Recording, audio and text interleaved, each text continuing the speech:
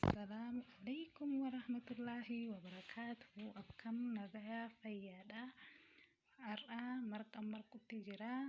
Marqa kana akka itti dalagu na waliin turaa isiniin jedha. Marqa har'a harcee garbuurraa dalaguutti hin jiru. Harcee baking mix jettu tanarraa dalagaa. Harcee ta garbuu san ijoolleen tiyya waan hin jaalanneef kanaan dalagaa fi kanaafuu bishaan kiyya danfee jira.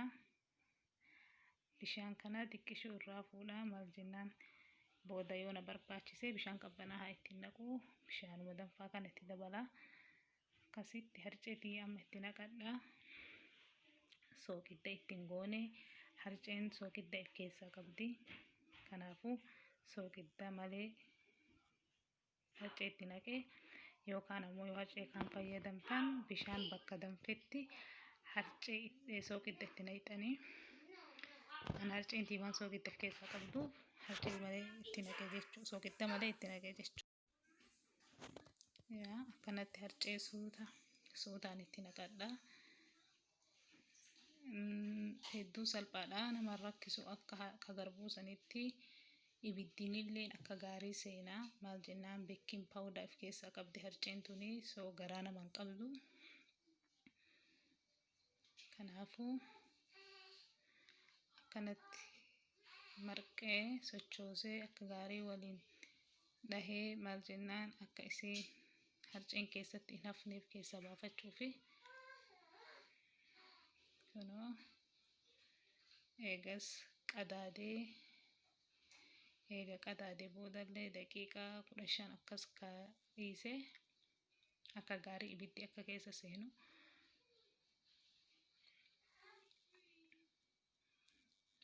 kunoo daqiiqaa 15 booda ammas deebi'ee kunoo amma akka gaarii harcee fi bishaan akka gaarii wal seenee wal qabattee bilchaatutti jirti. Akka gaarii bilchaatu jirti. Hedduu salphaadha.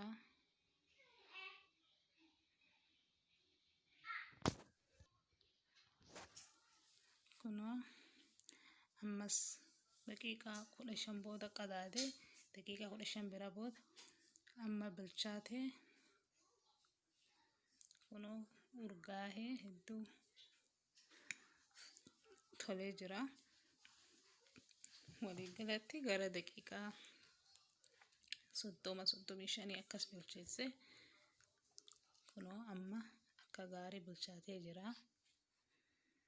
Amma meeshaa kiyya qopheeffadhaa. Meeshaa isa itti baasu qopheeffadhee kunoo saanii qabaa. Saanii tana dhadhaa keessa buusee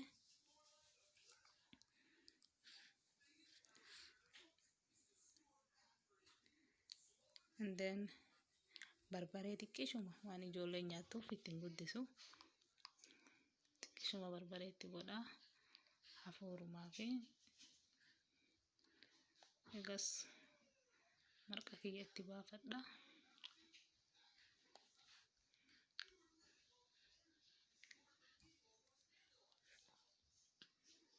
Kunoo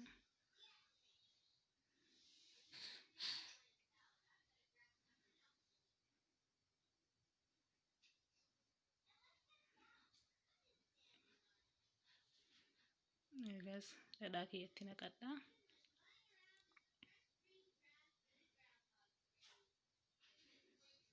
Kunoo akkasitti banee dhadhaa itti naqaa.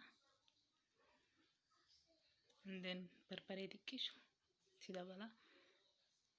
Kana keessatti kunoo gahee akkana jira bareedaadha. Hedduu gaariidha. Chaanela kiyyaa subscribe naa godhuun dagatinaa, like naa godhuun dagatinaa. Yeroo biraa walitti deebinu nagaa keessa tura.